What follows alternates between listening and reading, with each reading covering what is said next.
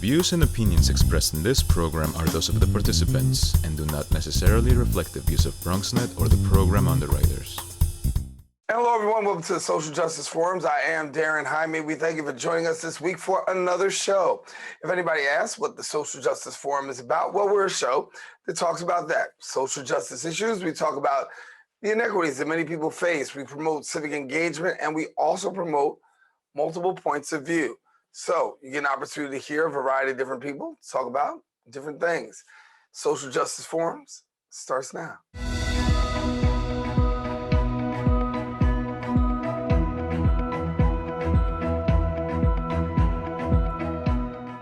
Black women in the United States are experiencing poor maternal health outcomes, including disproportionately high rates of death related to pregnancy or childbirth.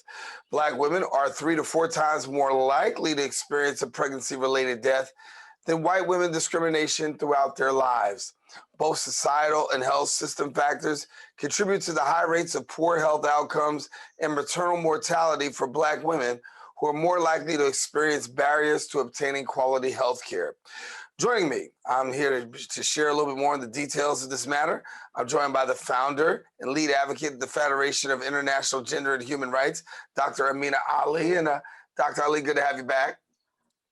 Hey, it's good to be here. I'm so excited about this topic. You know, I'm all in for social justice, so let's speak. Yeah, well, let's get at it. I mean, when you talk about social justice, how do you equate social justice, particularly when it comes to these poor maternal health outcomes? Well, we have to look at fragility, you have to look at intersectionality, and you have to look at the equity audits that we have to put ourselves in each and every day. And what do I mean by that? Well, the fragility is what makes people uncomfortable. When you dismantle systems and you dismantle things on a wider edge, it makes people uncomfortable because you're taking them out of their comfort zones. But that's not a bad thing. The only thing constant in this world is change. So we have to look at it from that standpoint, that things that need to be changed, and they need to be changed as it relates to how it betters society. Then we have to look at the intersectionality. What are we changing? Are we changing to fix the problem? Or are we changing to be the solution? And when it comes to maternal rates, we have to change to be the solution. We have to do something that's repeatable and that's replicable. Repeatable means you can do it over and over and over, and it still gets the same amount of veracity and truth. And then to replicate it means that you could take it here and then take it to Africa, or take it to Botswana, or even take it to Canada, and be able to do the same thing to get the same solutions and the better outcomes.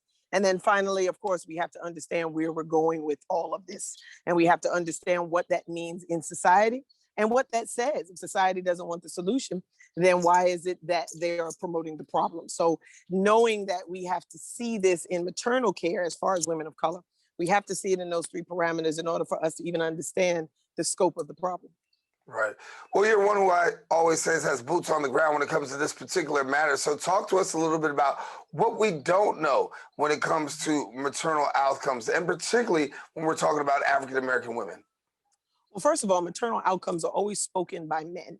And what we mean by that is, unfortunately, we're not having as many female voices or women's voices, or those that are birthing voices that are out there. We have so many that are stifled and muted, so many that are oppressed through culture and tradition, and then so many that are repressed because of privilege and entitlement in the community.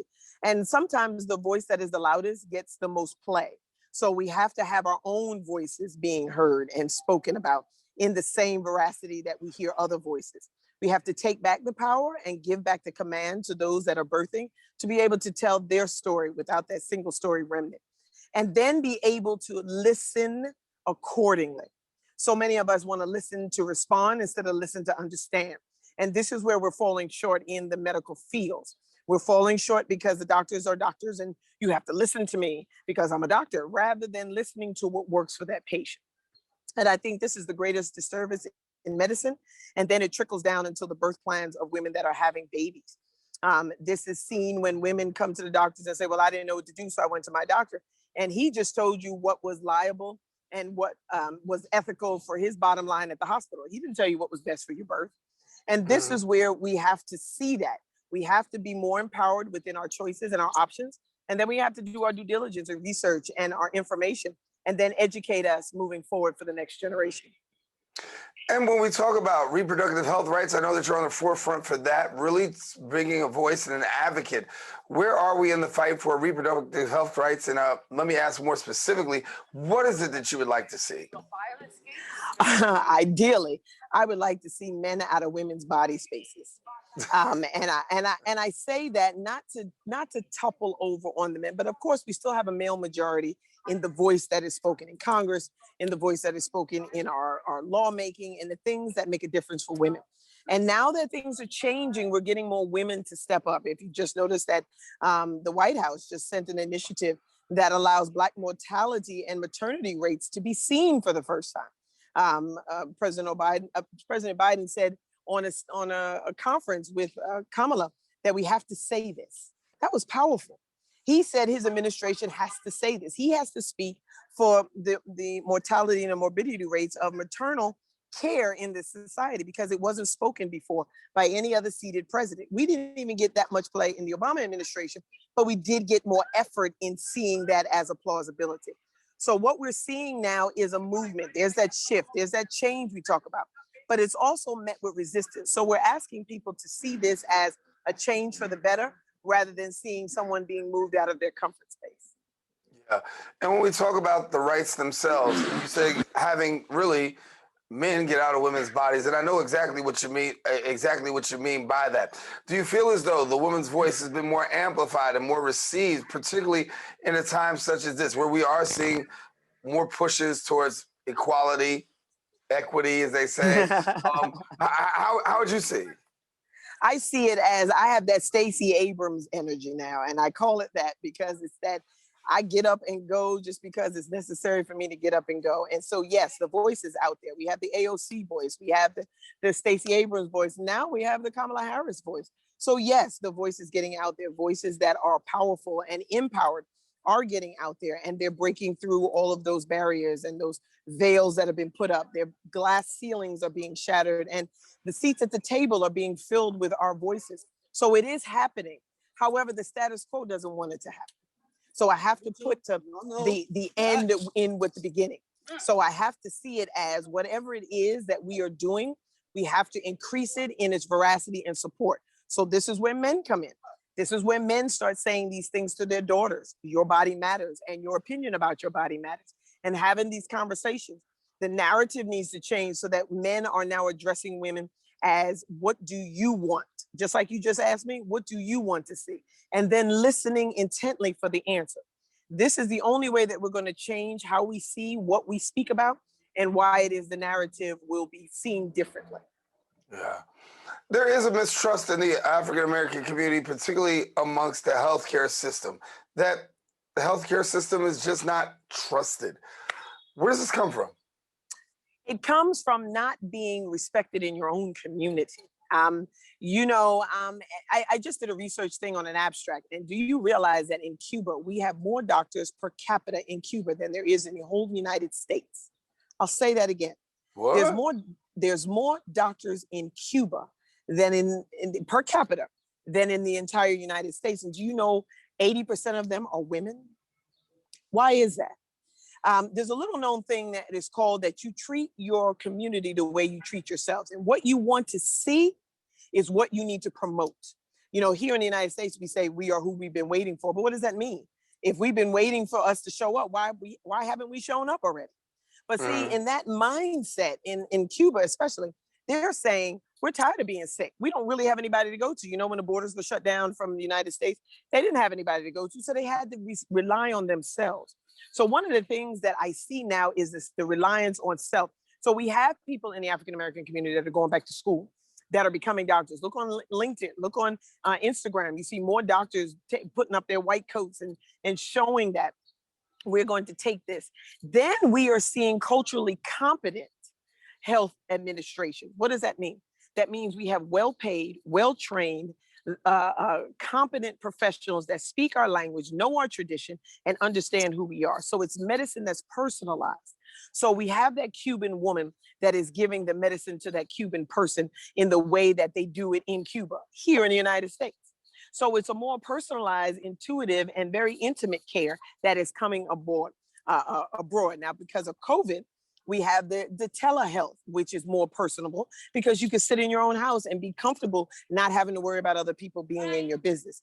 You can talk to your doctor personally with the telehealth connection, which means that you can send emails and you can send text messages and you can get prescriptions filled and all of the things that used to take all day and you had to get dressed up and get the kids ready. And now you can do it in 10 minutes over a teleconference. So the telehealth piece that we see in society is always a great parameter of knowing where we're going. And this is what we see today in society in what we're seeing. So the trust is being is coming back, let's just say. And you know, the United States, they love a good rebound story. So we're gonna see a great change and shift in this narrative. And because of the voices that are coming up, more of the women are going to be able to have that same voice and be able to voice what it is that they want. Yeah. We've been on other platforms before. We talked about Yes. COVID-19 and how this really had the impact with, on women and particularly women pregnancy and dealing with this whole issue right here.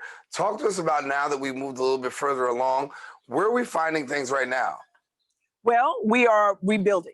Again, the dismantling of the old system and the way we think to the new norms and the new narratives, it's going to take time. Now, it's not going to take, I'm impatient, so I'm not looking for it to be when my children are have grandchildren. No, I'm looking like in the next 5 years, we're going to see a total different shift in the medical arena. And this is going to be, like I said, well-paid, well-trained, linguistically competent to our own and culturally competent to what it is that we need. We're going to see more with this current administration. We're going to see more outlooks to people in their own communities, self-serving their own communities. We know the people closest to the problem are always the one with the greatest solution. So we're going to empower them right where they are. So we don't have to bring in people from the outside to give us the care. That's what we did when we started this this mindset of the European colonialism. We brought people in because we thought we couldn't do it or we thought they had a better idea. Well, now we realize, no, our voice is enough. We got this. So now let's equip us to be as resourceful and as resourcing as we need to be within ourselves. So yeah, I agree that we're going to be able to dismantle this system in the next 5 or 10 years, and we're going to see a whole different change. And we're going to be able to say, I remember back when, and we're going to be speaking about it in the past tense instead of in the current situation. Yeah. What is the biggest change you think you see it happening on the horizon? Well, we're getting out of our own way. That is a huge piece that I didn't even think I was going to see in my lifetime. We're starting to see things in a different perspective for the same reasons that we were starting to see the change in the civil rights era and the post-war era. We're seeing things change because it's necessary. We're getting out of our own way. There is a huge divide in the community that says that, look, we've been doing it this way and it's not working, let's change it. And then we're going to change it in a way that benefits us initially. We're not going to wait for you to get in office and show your face and get all the pictures and wait one administration before you actually do something. No, we're going to hold you to the floor as soon as you step in there, because we're going to be in your office. We're going to be on your emails. We're going to be in your headspace until what we need is being represented by your office. That is dynamic. That is so empowering and is so beneficial that we can't do anything but rise from that. So I'm excited. I am just so excited. Tomorrow is going to come sooner than we think. And like always, the revolution is not going to be televised. So it's going to be right here in our own backyard. Right. But I do like the fact we talked about before, listening, right? And not just listening to respond, but listening with intent and intentional listening. In this time, in this season right now, do you feel as though that there is this intentional listening, particularly when it comes to listening to a woman being able to exercise what she feels is best for her? I mean, I feel kind of crazy even asking the question, but it's a question that almost has to be asked because I understand where we are as a society. Yeah, we are losing the battle to the masculine voice. And when I say losing the battle, it's a good thing. And what I mean by that is we don't need that oppressive talk of my way or the highway. We don't need that anymore. We didn't need it then, but now we realize that we are enough and our stories are enough.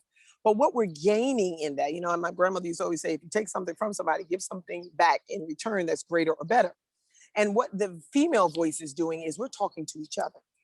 At one time, we women were talking to men to try to change things. And if it didn't affect them, if it didn't relate to sports or or the newest beer that comes out. You know, it was kind of like, oh, okay, yeah, we'll put it on the table, we'll get it done, yeah. But now we're talking to women, about women, for women, because of women. So the conversations are different. The table is not set up for us to be welcome. The table is set up for us to be included. So there is a big difference. You know, back in the day, it used to be we had to be welcomed into these spaces, and we had to have such credentials that we were validated in these spaces. No, we sitting down with each other. We're sitting down with the Oprahs of the world, and we're sitting down with the AOCs of the world, and we're sitting down with the Stacey Abrams of the world, and we're saying, look, sis, you in there now. Now you need to open that door. We're gonna hold you to the floor, and we're gonna let you know that whatever it is that we need in this society, now that you're in that office, we need to get it done. And we're looking at you to be the release and the relief that we've been looking for, so that the solution can be evident in our lifetime. Again, I'm impatient. I'm an impatient solutionist. But what I know is it can come that quick. We don't have to wait 20 years and do it on your grandfather's table. We can do it right now, right here in the moment. And we can do it with solid voices that are in the motion of solution rather than in the motion of talk for political votes. When you look at those names, you talk about the Stacey Abrams, Kamala Harris, AOC, you see these women, you see Issa Rae. I remember Issa Rae one time at the awards says, listen, I want to see everybody black win. You know, that's exactly what I feel like. I mean, I was really, I'll never forget that moment, you know, because it's very poignant. But talk to me about, what is that for you to be able to see that vision out there on the screen, see a Stacey Abrams and be able to like, hey, you know what, this sister is rocking. And what does that do for you? And what does that mean to you? Well, being a woman that was in medicine for 30 years, I didn't have many women that looked like me in the field that I was in. And being that woman back in the 80s and 90s, coming up through medicine, seeing other foreigners or people of foreign parentage come in and take over jobs that was meant for us, both male and female, for those that were coming in and setting a service, I used to resent them. I really did. I said, you know, how could you come from another country and come over here and do this and be great? But I was like, you know what? They did it though. Are you mad that they did it and showed you what you're lacking? Or are you mad because there aren't spaces because they're taking it up because you're slow to the table? So which one are you? So I had to ask myself that. Now we have those people setting up those tables. We have the Abrams table and the AOC table, and we have the Harris table, and we have all these tables that are setting up. And I say that Issa Rae table that is already set up. Now, what are we doing to welcome ourselves to that table? What are we doing to put ourselves there? Are we putting our seat there, or are we putting our name on the table? And I think now women have that ability to not only pull up a chair, but to put your name at the table so people know who you are when you sit down. And this is most powerful because we don't need the validation as a woman anymore. We need the cultural competence to speak truth to power right now. And these are women that my children can emulate. These are women that they don't have to be that woman, that only Black woman in medicine in the 80s and 90s, that, you know, the only person in your community that you see in this space. If it was me in medicine, it was my aunt-in-law, and then it was a cousin of mine that I don't even see, that was in journalism and communication, which is telling our story and having the power to tell our story. There was only 3 of us in a family of, you know, a couple of hundred. There's only 3 of us that was really making a difference. And we were outcasts. We were the black sheep. We were the Oreos and all the other stories that were told by us. But now we see more of us in place. And now I know I can rest. My children have other examples to see. My grandchildren have other paths that they can walk down. They can go in other people's shoes. And this is amazing that we don't have to do all the work all the time for all the right reasons. We have other people that are saying, you know what, Ameena, I got this. And this is what makes us feel like we have this unity. This is what makes us, as my t-shirt says, unapologetically dope in what it is that we do as women, and why it is so important for us to support each other right now in this moment so that this can continue. Dr. Ameena Ali, we thank you so much for being with us here on the Social Justice Forums. As you know, always love to hear your voice and see your face, be able to tell us and bring us up to speed. And of course, we'll have to bring you back again. Yes, please, all the time. Anytime you need me, I'm here. And anytime you need to fight, just come on, because his voice is loud and very alpha. So it is here for you. Thank you so much. And we know this, all right? Dr. Ameena Ali, thank you for being with us here on the Social Justice Forums. Listen, I got more show ahead. Listen, we'll be right back. Stay with us. Be right back in a few minutes.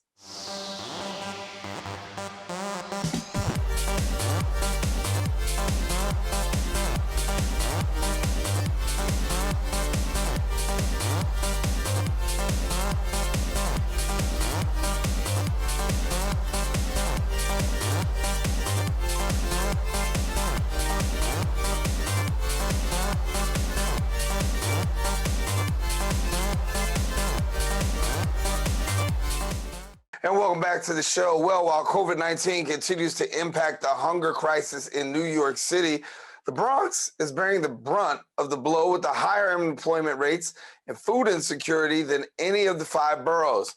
The inability to afford nutritious and sufficient food inevitably leads to unhealthy and imbalanced diets, which over time can result in poor health and also lifestyle diseases such as diabetes.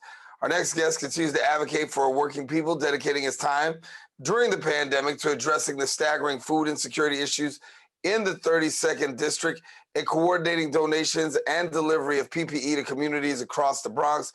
Joining me to provide his point of view on the matter, I am joined by the New York State Senator of District 32, Louis Sepúlveda, and we thank you so much for joining us, Senator Sepúlveda. Thank you for having me on a great program. Looking forward to your questions and giving you good information from the community in the 32nd Senate District. Well, listen, we want to get front and center with what's going on in the 32nd because as we talk about COVID and we're, closer to the other side than we ever have been. But give me a little bit of an analysis of where your district is now in the COVID crisis. Well, just like most of the Bronx, unfortunately, our numbers are not equivalent to the numbers you have in wealthier districts. We're still behind in terms of overall vaccination. But our numbers have gotten better due to large parts of many efforts of people throughout our community, elected officials. Now, I can tell you, for one, that my office, my staff, we went into overdrive when the vaccination program began. And we ourselves are directly responsible for vaccinating over 1,500 people in the 32nd Senate District. Our numbers were hovering about 2% in a certain area. We got it over past 11% now. And I think that's a reflection of the work that myself and other elected officials have done. Certainly the mayor, I have been tugging at the mayor and the governor's office for days on end, every single day, either for PPEs. We gave out over 50,000 face masks since March of last year, tugging them every which way to make sure that we were ready for the issues that we have in the Bronx, because, we are 62 out of 62 in health indicators. No matter what happens, we're still the worst on healthcare metrics.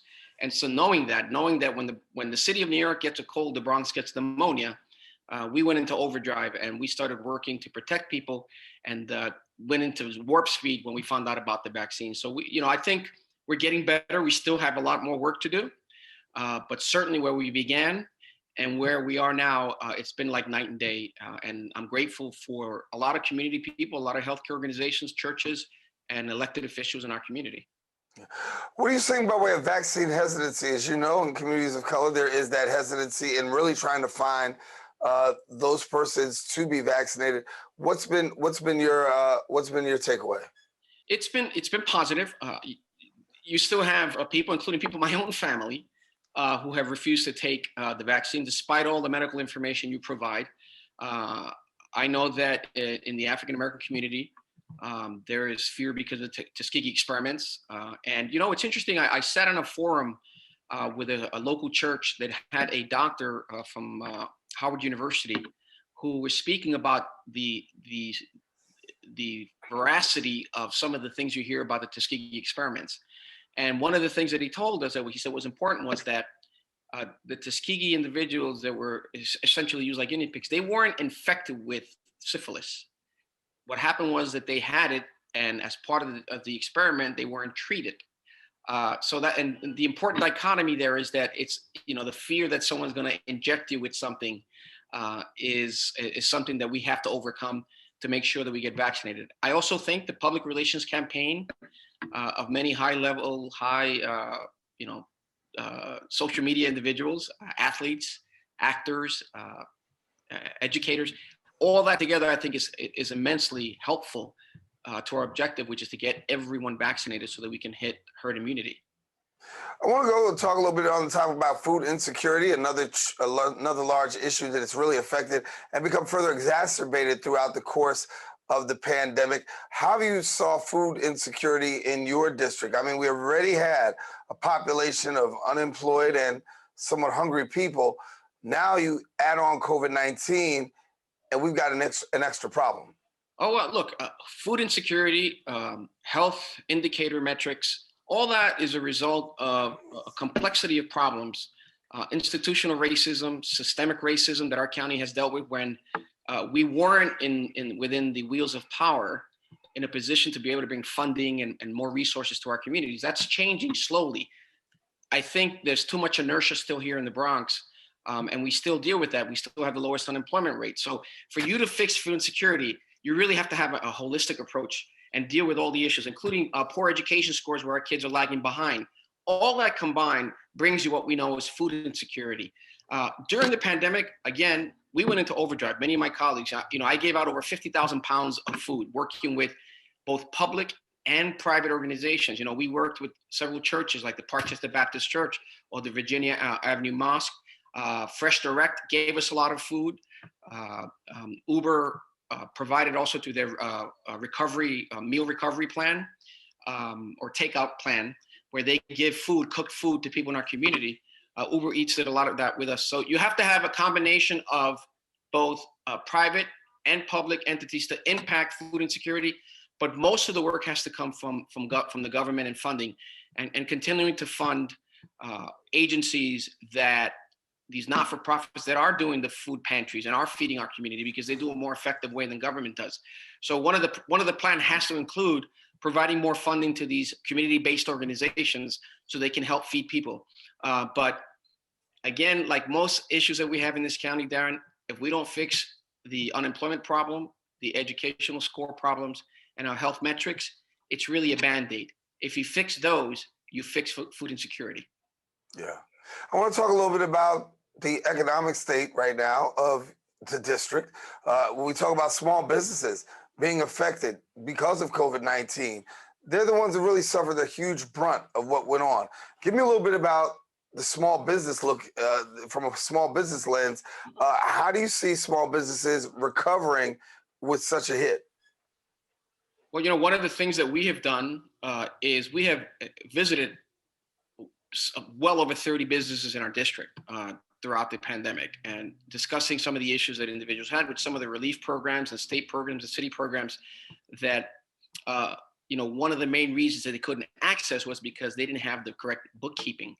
They didn't have correct tax information. They didn't have accounting measures in place. And as a result, only about less than 2% of small businesses in New York were able to benefit from federal relief plan. So one of the things that we have to do, and we're talking to them about, is having programs where we can educate these business owners, many of whom are immigrants, knowledge about how to maintain proper records, so you can get access to capital, access to funding from the state, from banks. So that's one of the main problems that we face. But look, we in the legislature, we put away about $800 million to help small businesses during the budget. And so I think that could have an impact. But it takes individuals in leadership like myself, individuals in business leaderships, positions, our crafts, our advocacy groups, to get people out there, get them educated, our small businesses, about correct bookkeeping and the resources that are available. Many of them don't know about loans that are available. So you have to have an aggressive approach so that they can access capital, they can access these kinds of programs and survive. And it's incredibly important that they do survive because small businesses are the backbone of our economy. They employ more people than anyone else. And to many, it's part of the immigrant story, Daren, where they came in here, family members of mine who own bodegas and moved on to other things. But that, those are industries, for example, that are very important in our communities. And so we have to protect them because without them, we don't have a healthy community to live in. Yeah. I want to talk a little bit about your environmental legislation. I know you're very proud of that, really dealing with the issue of the environment here in the borough of the Bronx and across New York State. For somebody who's not familiar with it, let's unpack it. And what does that really mean for the average person? Well, we just passed historic legislation when it comes to the environment. And we're talking about protections and funding in place that you've never seen. We're going to prevent, for example, something that may appear trivial, but we're going to prevent hotels, for example, from using these small little bottles that they use for shampoo or conditioner, because they're a major environmental issue. We're going to provide information that's going to teach people about proper eating. And people say, well, what is that connection to the environment? Well, one thing has to do with the other. We're going to require vehicles that by 2035 have absolutely no emissions. Now that is monumental, because when you look at, for example, the Bronx, one of the biggest mistakes that we were left with, thank you, Robert Moses, was the Cross Bronx Expressway. It is a killer in our community. And so if you're going to have vehicles during rush hour, when that Cross Bronx Expressway becomes a parking lot, then if you cut emissions substantially to zero, then it's going to create less problems in our environment, less problems for our children who have the highest rate of asthma in the country, and other environmental impacts that it has. It's going to be mitigated considerably. So we're putting our money, the state legislature and the governor put our money, our mouth where our money was, and we make sure that we get things accomplished with the environment. And we're going to do that because what we've put together is historic, it's monumental. And I have no doubt that if done properly, it's going to improve the environmental health of this county. All righty. I want to talk about something that's very near and dear to your heart, that you have announced that you're running for borough president. Of course, we know we haven't yet talked about it yet. So you're a candidate. So talk to us a little bit about the fact of why you decided that you wanted to run for borough president right here in the borough of the Bronx. Well, I think the pandemic and my desire to do things differently are one of the main reasons why I think I should be the next borough president. We hit difficult times now. And of all the candidates that have announced, I have the most experience. I am the most progressive. I am the most prolific legislator, so I can get things done with the legislature that will help this community. And I'm pro-choice. So, you know, these are some of the factors that I want to bring to the table. Now, look, I have issues with the Bronx metrics. I've said it already with health metrics. We're last in terms of employment. We have the highest unemployment rate in the state of New York, one of the highest in the entire country. Our graduation rates, where the rest of the city hovers around 82 to 85%, we're at 66%. So that education gap continues year after year, generation after generation. So our kids are not getting the same level of education. And so I'm bringing new ideas to change these things. If you think about it, one of the concepts that I'm pushing is something called the 15-mile city. They're doing it in Europe, and that's where you can get your resources, education, governmental buildings, jobs, all within a 15-minute radius. That'll cut emissions, that'll bring more jobs to the area. You have to build infrastructure for it, so that'll bring more jobs. You have to have the experience. I have both the experience in the private sector as a person who ran businesses, as an attorney, and experience in the public sector. I have the most experience of any of the other candidates that are running. And so under this crisis, under these times, you need someone with my experience, my ideas, fresh ideas, not get tied to the past. Look, some of my colleagues have ideas that we've tried. We've attempted to use some of these concepts, and they're just not working because we're still last on the important things and first in the worst things. So we have to change it. Now, I tell you this, Daren, I've challenged all of the candidates in this race to the following. If by the end of your last year as a borough president, if you're fortunate enough to get elected, and we are no longer last in unemployment rate, we are no longer last in healthcare indicators, and our graduation rate is not 80%, that I will not run for re-election. I've posed that challenge to all the other candidates, and all I hear is crickets. And I believe it's because probably they're not as confident in their plan to fix the Bronx as I am. So I have the experience, the knowledge, I have the working relationships with people. Think of this, Daren.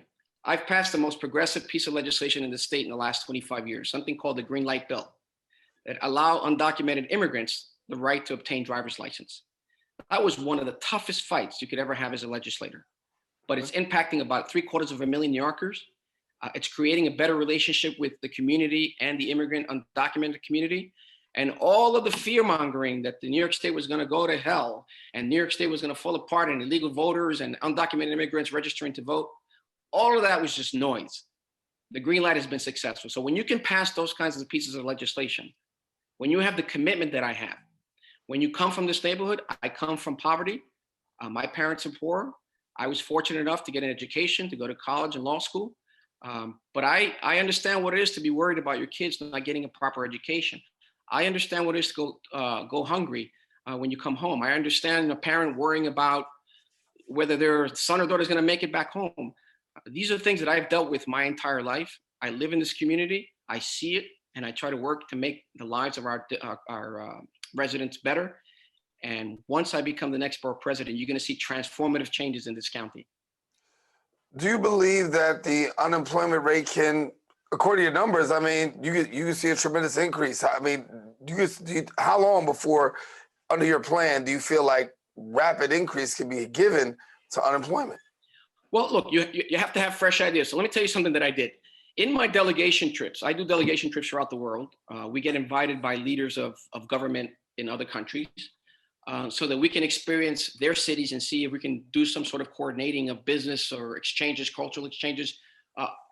I met with the number 2 person of Toshiba, which is one of the biggest engineering electronic companies in the world, trying to convince him to bring businesses as part of his company into the Bronx. And we're continuing this discussion. One of the things that he committed to me was to finance a STEM program for the students in this county. So you see, you have to be able to do things like this. You establish a relationship with Toshiba or any of the corporation, and you try to work to make it attractive for them to come to this county. Who knows, they can bring 5,000, 10,000 jobs into the Bronx. So if you don't have the experience working in the business sector, it's difficult sometimes to understand how you can work these concepts. But because I have the experience, I know I can do it. And so these are just a small portion of what I think I will do. But most importantly, Daren, you got to get that graduation rate up. You have to work on that. You have to provide free education. You know, we just froze CUNY and SUNY tuition for the next 3 years and gave the biggest investment in education when we increased foundation aid by $1.4 billion. That's going to bring an incredible amount of money to our educational system in needy schools. And so, you know, we have the ingredients to make it successful, but you have to have the right person cooking the meal, so to speak. And that's essentially what I can do. I can bring fresh ideas, I can bring experience and the ability to work with everyone to bring much needed resources, economic growth, educational growth into our county. Well, we have to leave it there, Senator. And we thank you for joining us, Senator Louis Sepúlveda, joining us here on the Social Justice Forums. I want to thank you for being here with us. Thank you so much, and hope to be on there again soon. All righty. Well, we'll take a quick break. We got more show. Don't go anywhere. The Social Justice Forums will continue coming up in a few.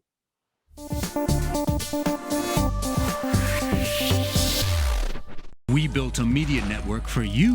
BronxNet TV. Come learn in your new state-of-the-art studios at Lehman College. At Mercy College. And coming soon to the South Bronx in the Hub. Inspire with your stories, culture, history. Your Bronx on BronxNet. Engage with us. Connect with us at your channels and at BronxNet.tv. Learn, engage, inspire. BronxNet TV. From the Bronx to the world. BronxNet. Well, in recent news, the New York City State fiscal year 21-22, the budget has officially passed the legislature after the state Senate and state Assembly passed the budget at the beginning of the month. Now, the state's massive $212 billion budget comes to significantly reshape New York City with taxing its wealthiest residents and providing much needed relief for thousands more. Joining me now to share more details on this matter, I'm joined by the New York State Senator of District 33, Senator Gustavo Rivera. And welcome here to the Social Justice Forums, Senator Rivera. It is a pleasure to be back, my brother. What's going on? Well, let's get at it. Let's talk. I mean, you guys passed the budget 21-22, and yeah, a lot of spending, but definitely on the parts of people in the inner city, a lot of questions about these tax cuts, or I should say the taxation. Walk us through your assessment of how you felt the budget went because you voted to pass it. So first of all, I'll tell you, so I've been in the legislature for 11 years, and I can tell you without a doubt that this is the most progressive budget that we have ever passed. There were times, actually, this is a true story. So usually do like a press release, right? The day after we passed the budget saying these are the things that we were able to achieve. And there were a couple of things that I was paying particular attention to: the health budget, an excluded workers fund, and revenue, which we'll obviously talk about. But then I was reading the press release draft, and I was calling my chief of staff and says, we did all this stuff too. So there was just so much that we were able to achieve. You are correct. It is $212 billion, and it is an enormous budget. But I will tell you, a lot of it is federal money that's coming in from the rescue package in direct response to the COVID crisis that we had last year. And we believe that it is necessary to actually put this money into the state to be able to recover it. You asked about taxes, and we did achieve taxes on the wealthy. We got $4.5 billion more in revenue by taxing the wealthy, which is something that I believe we need to do. I think we need to go farther, but for the moment, this is money that is going to go to helping out the most vulnerable in the Bronx and across the state. Talk to me about community-based organizations, because they always, we've had several shows where they've talked about the budget cuts to services. Given the fact that we're coming out of COVID-19, a lot of organizations felt that they would be possibly on the receiving end of cuts towards services. Were you pleased with what you were able to do in maintaining services for organizations? Absolutely. I mean, the first thing I'll say is that as I'm the chair of the health committee in the Senate, and we were able to do things in the budget as it relates to health.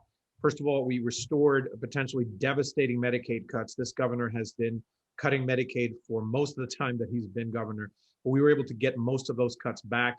We continued to regulate and reform our state's nursing homes, which were so impacted. There's so many deaths that we saw of our neighbors who were nursing home residents, so many deaths that happened there. So we need to reform nursing homes, and we did a lot in the state budget related to making sure that nursing homes spend more money on direct patient care. And we got more to do on that regard, but we also were able to secure there's something called the 340B program. And the very short story is that this helps safety net hospitals as well as federally qualified health centers to be able to get discounts on drug purchases so that they can use that savings, that money, to serve vulnerable communities with wraparound services. And all of these things we were able to secure in there. And this is not even to mention the historic education funding, and I know you'll get to that, but I just want to make sure that I repeat it here. We in the state were able to finally fulfill our responsibility to schools in the state, and we did it this year. So again, I think that it was an incredible budget, one that I was incredibly proud to fight for and to vote for. One of the things that we do talk about, and you uplifted it right there, was the education. And there was an addendum, and there was more money put towards education. We've heard it from teachers. We've heard it from parents. We've heard it from students, the need for educational reform economically. Talk to me about what was accomplished educationally in the bill for people at home. Okay. So there was something many years ago, and at this point, almost 30 years ago, there was a lawsuit that was brought against the state of New York that was ultimately called the Campaign for Fiscal Equity, or CFE lawsuit. It argued very simply that the state had underfunded schools, particularly in the city of New York, for many, many years, and the impact that had on schools all across the state was enormous. And the lawsuit was fought and ultimately won in the courts. But the fact is that even though the courts ordered the state to make good on the promise to pay back that money, we hadn't done so. But this year, we actually were able to secure that funding so that by 2023, every single school in the state, including schools in the Bronx that are high needs, will receive all of the funding that they have been owed. There's a particular formula called the Foundation Aid Formula. And this, again, will make sure that these folks, that these places are funded fully. We also were able to secure, just in the 33rd district, I'm very proud to say that I was able to secure at least $650,000 for local organizations, including senior centers, community centers, free legal health providers, et cetera. And this was as well, again, all of it is around the idea of making sure that we invest in the communities that were most impacted by COVID-19. So I'm very happy that we were able to achieve all of those things. A lot of people are still worried about coming out of COVID-19, particularly small businesses, restaurants, and the like. Give us your take on the budget and how that will be able to assist possibly businesses and or restaurants at a time such as this, where they really are bleeding. The first thing that I'll say that we were able to get about $1 billion in investment from New York small businesses, and this is to supplant to supplement, I should say, not to supplant, but to supplement federal aid. We know that small businesses all across the state, many of them have sadly or tragically closed down. Others have been able to hold on for dear life. And we know that we need to provide them assistance. So I would say that I'm hoping that when this program goes out, you can put the number of my office right underneath me right here to say 718-933-2034. I hope that that number appears there when this goes online.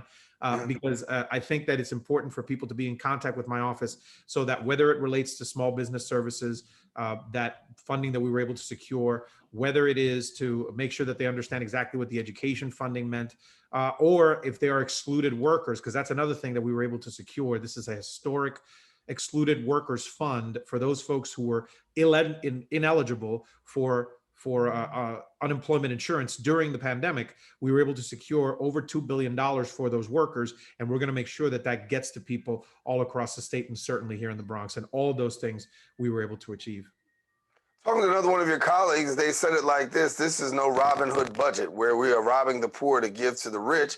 In fact, it's the other way around. The first time ever that wealthy millionaires and billionaires will receive taxation. Talk to us about, well, in taxation in this kind of form. Talk to us about that and how important was that for you, given the fact that in your district, you have so many people that are living in abject poverty and so many people struggling to make it from day to day. The reality, and this is something that I've spoken about many times. I mean, the district that I represent, that I'm very proud to represent, is a working class and poor district that unfortunately has been impacted. Whenever, it is said that when the city gets the cold, a place like the Bronx gets the flu, because you have so many health inequities, you have folks on high unemployment, you have high crime in certain areas. So all of this means that places like the Bronx need more resources to be able to withstand all of these impacts. And I was very proud to be part of a campaign called Invest in Our New York. And the message was very simple. We have wealthy individuals, millionaires and billionaires in the city and the state of New York, who have become even wealthier and wealthier during the pandemic. We're talking about billions and billions and billions of dollars wealthier in the time that the rest of us have suffered in places like my district, certainly, and in the Bronx. So we believe that it was important to get to tax the wealthy so we can invest in our New York. And we were able to achieve some of that to the tune of $4.5 billion more in revenue. And that means that the education funding that we're talking about, the excluded workers fund, all of these cuts to Medicaid that we had to fight back, we were able to pay back for them. And all of the business, the money that we got for small businesses, all of these things we're able to fund because we believe that we need to invest in our New York, to invest in our vulnerable communities. That is the way that we gain stability, that we gain prosperity for everybody. So I was very glad to do it. Again, I believe that we need to tax the wealthy more. But for the moment, $4.5 billion more in revenue this year that we were able to achieve was a big, big victory. Coming out of COVID, and we're not out of it yet, but certainly it seems as though the worst is definitely over. We're on to the vaccination phase. Give us an update as to how things are going in your senatorial district. We are still, first of all, I will say very clearly, I am House Moderna, by the way. I got the Moderna vaccine. I got my second one just a few weeks ago. And I will say very clearly, for the record, vaccine is safe, it is effective, and it is necessary. And as of right now, we're recording this on April 28th. And this was, I think it was as of yesterday, a couple of days ago, but certainly whenever you're seeing this, if you are over 16 years old, you can walk in to any vaccination site, which again, we can help you to find by calling the number. I'm going to do it again, 718-933-2034. I'm sure I'm not pointing at exactly the right number, but I hope the number is there, because you can connect to my office and we'll make sure that you can get to a walk-in clinic so that you can get your vaccination there, safe, effective, and necessary. We are still a little bit below some of the percentages that we need to be, particularly considering that some of the zip codes that I represent were the ones that had some of the highest incidences of hospitalization and deaths. To be able to get some level of normalcy, to be able to go and see your parents, to be able to get together with your friends, you need to be vaccinated. So make sure that you get vaccinated. They're safe, they're effective, they're necessary. And if you're over 16 and a New Yorker your immigration status doesn't matter, your age, as long as you're over 16, doesn't matter, just walk into a clinic, a vaccination site, which we can help you find so that you can get vaccinated yourself. Are you hearing a lot about hesitancy still? I mean, we know that in communities of color there is this hesitancy. A lot of people are very much concerned about whether or not the vaccine is going to be effective. And of course, they know previous issues in healthcare disparities have led to a lot of questions. What are you hearing still? Are you finding that it's a hard job to convince many to go ahead and get vaccinated, or are people going willingly? I think it's half and half. There are some people who are a little hesitant. I've met many folks on the street. We've actually done, working along with one of my federally qualified health centers, the Union Community Health Center, where you can get on 188th and Valentine, where you can get vaccinated yourself as well. Well, working along with them, we've actually been walking around my district, Fordham Road, the Belmont area, et cetera, talking to Kingsbridge Road, talking to different folks. And so I found that most people follow their advice, put the mask on. A lot of folks are vaccinated and some folks are open to it. There's a few who have hesitancy. And I will tell you that I believe this, I've had it myself. It is safe, it is effective, it is necessary. There is some level of hesitancy, but I would actually point folks, we actually had a town hall, a virtual town hall, in which I had doctors who this is what they do for a living. They serve, not only are they doctors, but they were doctors of color who serve in communities of color and understand that there's a history of hesitancy because of the way that inequities have been built into the system. And we understand that, but it is precisely because those inequities exist that vaccination is so important, because our communities are more at risk. We're the ones that died more. We're the ones that went to hospitals more, which means that we need to make sure that we get vaccinated more. I am encouraging everybody to do it, to go to my Facebook page and see that town hall that actually goes into an explanation of it, and hear from people who are credible messengers. Don't go down that YouTube rabbit hole that's going to tell you that this is something that's going to put, microchips in you, et cetera. It is necessary, it is effective, it is safe. So please, please, please, you and all your family get vaccinated. A part of this conversation is really about navigating COVID-19 and really coming over and trying to come through it, really. When you look at where we are right now, we're on the other side safely, hopefully right now. Most of us can say that. We're seeing New York City open up a little bit more. That's good news for businesses. That's good news for restaurants. But give me your take. Because when we talk to business owners, we talk to restaurants, a lot of frustration on the part that this PPP came out and New York City seemed to get most of the money. The Bronx, very small amounts, if any. First of all, your reaction to that, and secondly, the plan moving forward. So first thing I will tell you is that we are not done with this. It's like we might be done with COVID-19, but COVID-19 is not done with us. So we still have to be careful. This is why vaccinations are so important. I still wear my mask outside. I still wash my hands on a regular basis. I still keep social distance when I can. Even though I'm fully vaccinated, I want to make sure that I protect other folks. It is a small price to pay. To have a mask on your face is a small price to pay to make sure that you don't get the disease. And if you have it, and even if it's not impacting you, that you don't spread it.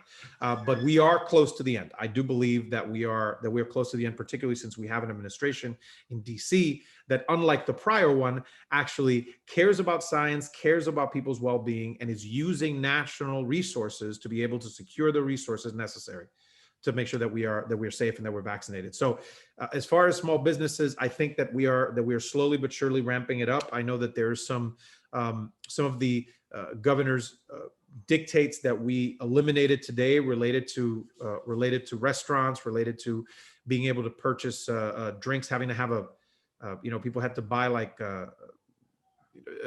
fries to be able to buy a drink, if you wanted to do it at a bar or what have you, which was an impact on bars and small businesses that sell alcohol. That there are other directives that we were able to change. But this is a work in progress. And this is why I will say again that there is money available to supplement the stuff that we got from the federal government. In the state, we were able to secure $1 billion, and in the next couple of months, we're going to be distributing it.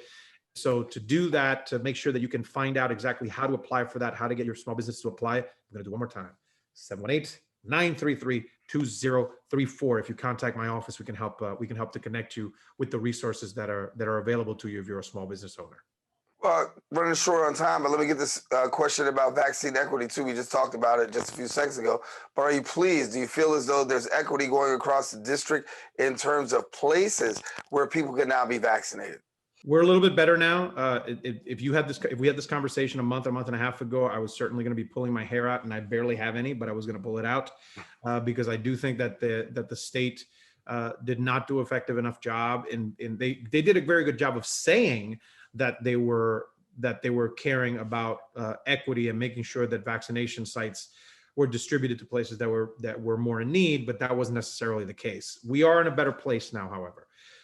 There is a larger percentage of people that are vaccinated, which means that the demand has been lowered a little bit, which means that we have more places available so that people can go and get vaccinated. As I said earlier, you can walk in if you're over 16. You can walk into any site. You needed just a couple of weeks ago. You needed appointments, and it was very difficult to sometimes get those appointments. What was online, it was a confusing process, etc. At this point, what you can do is you can call us 718-933-2034. We will tell you a site that is close to you, and we'll tell you when they're open so you could just walk in. So I think the state is doing a little bit better in that regard, but at this point, then it is as they're doing better, it's up to us to make sure that we encourage people in our community to go and get vaccinated so that we can go back to some level of normalcy. Final question. Got about a minute left in our segments and our time together, but I want to ask you, for people who are in your district, what can they look forward to coming up this summer? Well, as long as you are vaccinated, I'm a one-trick pony in this regard. I want to make sure that I get this message out there. What they can expect is for my office to be back doing events out in public. We will very likely be reopening the office kind of in a limited capacity in the next couple of weeks as all of my staff is vaccinated and we get more people vaccinated out there.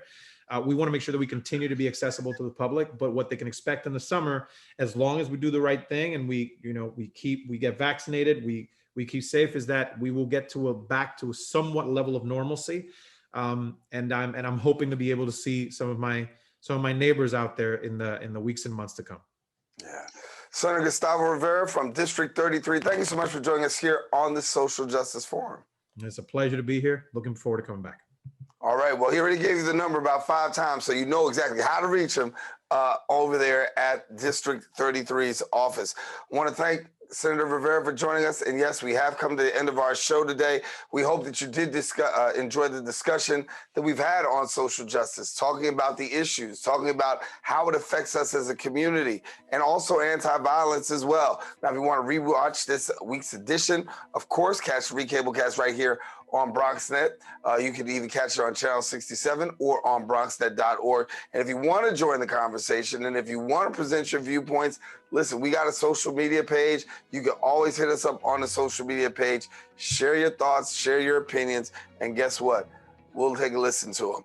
All right, join us next week. We'll continue to elevate the conversation, have some brand new guests, and further the awareness. I'm Daren Jaime saying thank you for watching the Social Justice Forums.